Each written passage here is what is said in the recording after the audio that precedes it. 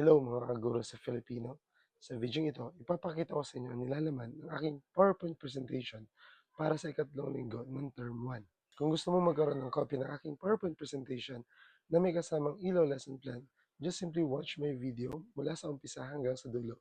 Kasi nasa dulo ng video ito ang password upang ma-unzip mo ang file na pwede mo ma-download mula sa Google Drive link na makikita sa comment section. So narito ang nilalaman ng aking Aralin 1 para sa linggong ito.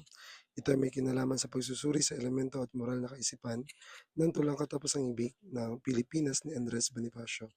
Nakapaloob na rin sa PowerPoint presentation na ito ang mga gawain na may kinalaman sa pagpapayabong ng talasalitaan, ganoon na rin yung paganyak kanina at yung pagsagot sa mga gabay na tanong. Maliban dito ay nakapaloob na rin sa PowerPoint presentation na ito ang mga gawain na may kinalaman sa paglalapat at mga pagtataya.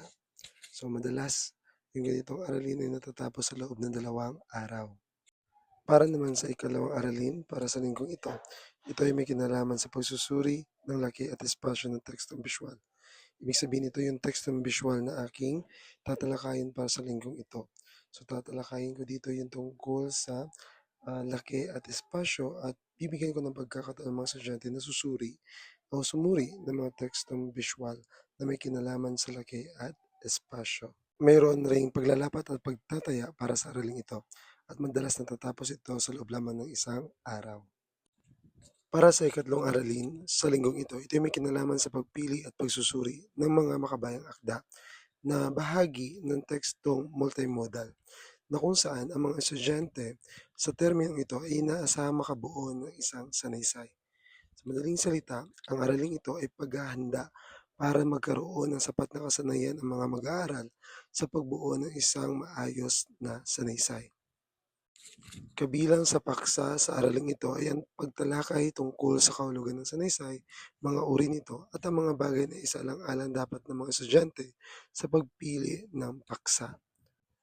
Pangunahing layunin ng araling ito ay ang sanayin ang mga mag-aaral na magkaroon ng tamang kasanayan sa pagpili ng akdang makabayan na gagamitin nila sa pagbuo ng sanaysay. So, that's it. Yun ang buong nilalaman ng aking lesson para sa ikatlong linggo ng Term 1.